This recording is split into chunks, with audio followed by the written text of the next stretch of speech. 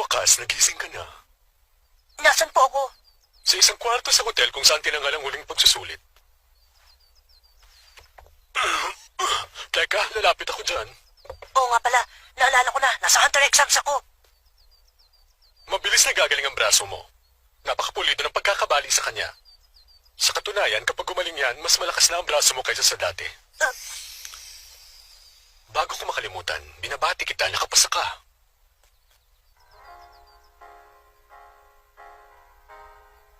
Ginong Satots, kasi po, Hindi pwede. ah, Nakapasa ka at wala ka lang magagawa. Tulad na lang ng hindi na pwedeng ipasa ang bumagsak na. Hindi rin pwedeng ibagsak ang isang nakapasa na. Mula dito, ikaw na ang bahala sa gusto mong isipin. Kung sa iyong palagay hindi ka karapat-dapat maging pro hunter, malaya kang sirain o itagong lisensya mo. Pwede mo ring ibenta. Wala namang ibang makakagamit yan kundi ikaw. Pero, tandaan mo, kapag nakapasa ka na minsan sa hunter exams, hindi ka napapayagang mag-exams ulit. Maganda ang pagtrato sa mga professional na hunter. Bunga na rin ito ng pagsisikap ng mga nauna sa atin. Sa kadahilanang yon, marami naghahangat magkaroon ng hunter license, pati na ang mga may masasamang intensyon. Kung hindi dahil sa mga masasamang taong yon, pwede sana namin tanggapin ang mas malugod ang sino mang gusto maging hunter.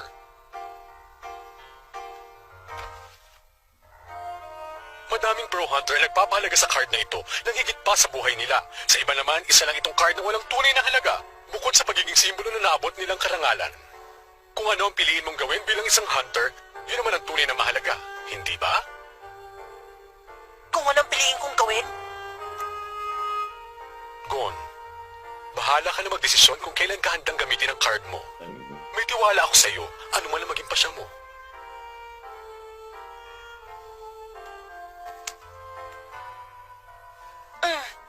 napakaraming taong tumulong sa akin para makaabot ako dito at makapasa ako sa Hunter exams. Gagamitin ko ang card na to pag nabayaran ko ng utang ko sa kanila. Kung ganun, hayaan mo na sana batiin kita ulit ng mas maayos. Salamat po, Ginong Satots.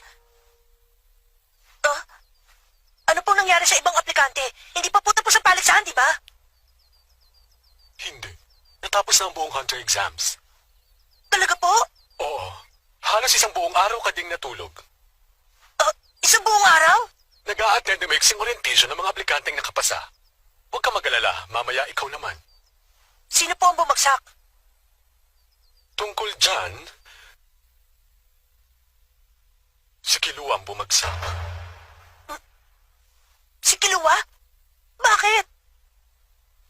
Bago ko sagutin yan, mas mainam ko ikukwento ko muna sa'yo lahat ng naganap mula nung makatulog ka. Nang sa ganon, mas maunawaan mo ang mga nangyari. Pagkatapos mong mawala ng malay, kapag nagising siya, malamang tatanggihan niya ang pagkapanalo niya. Totoong, sigon nga ang tipong gagawa ng ganon. Isa lang sa amin ang pwede pumasa sa labang to, hindi ba? Kapag hindi niya tinanggap ang panalo niya, hindi ba mapapawalang bisa nun ang pagkapanalo ng ibang lumaban pagkatapos niya? Huwag ka mag-alala. Nakapasa sigon, walang duda. At kahit ano pang sabihin niya, hindi mababago yon. Kahit na magwala pa siya at patayin niya ako, wala pa rin sabi na makakabawi o makakapagpawalang bisa ng hunter's license niya. Mabuti kung ganun. Bakit? Bakit ka nagpatalo? Nagpatalo?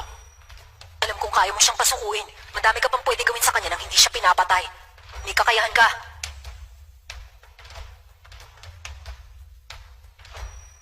Dahil kapag may pinapahirapan akong tao, tanggap ko ng kamumuhian ako ng taong yung buong buhay niya. Mas madali para sa akin at mas simple kung ganun. Kapag may sinaktan ka, nanilisik ang mga mata nila sa galit na nakatuon sa nananakit sa kanila. Kahit ang mga taong dumaan na sa masinsinang pagsasanay, nahihirapang itago sa mata nila ang pagkamuhing yun. Wala akong nakitang bakas ng galit sa mga mata ni Gon. Mahirap paniwalaan pero totoo. Kababali ko lang ng braso niya. Pero nang titigan niya ako, para bang nakalimutan na niya yung ginawa kong karahasan. Sabihin na lang natin na napagwagyan niya ako. Kung naghahanap ka ng iba pang dahilan bukod doon, wala akong may bibigay. Napagwagyan mo ang katunggali mo, Gon. Sa bibig mismo ni Hanzo nang galing yun. Pagkatapos ng laban ninyo, nagsimula na ang pangalawang laban. Pangalawang laban, Kurapika versus Hisoka. Laban na! Naalala ko, matagal-tagal din sila nagpasik laban.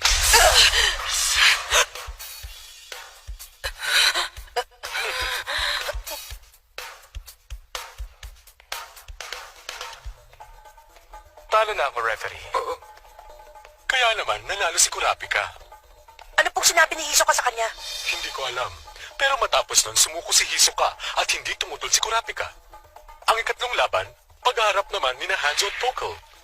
Pareho kayo ng sinapit ng kapalaran ni Pokel. Kaya lang, hindi niya nakayanan at sumuko agad siya. Pasensya na, pero hindi kita pagbibigyan. Sa wakas, nanalo din si Hanzo.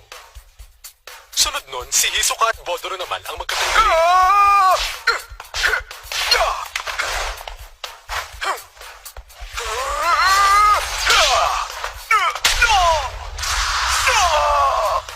Malinaw na lamang si Hisoka sa simula pa lang, pero hindi ganun kadaling mapasuko si Bodoro. Pero habang bagsak siya at hindi makatayo, nilapitan siya ni Hisoka at may sinabing hindi rin namin narinig. Pagkatapos nun, si Bodoro na ang tumanggap ng pagkatalo. Sa unang laban ni Killua, si Pokel ang nakaharap niya. Pumuporma pa lang si Pokel, tinalikuran na siya ni Killua.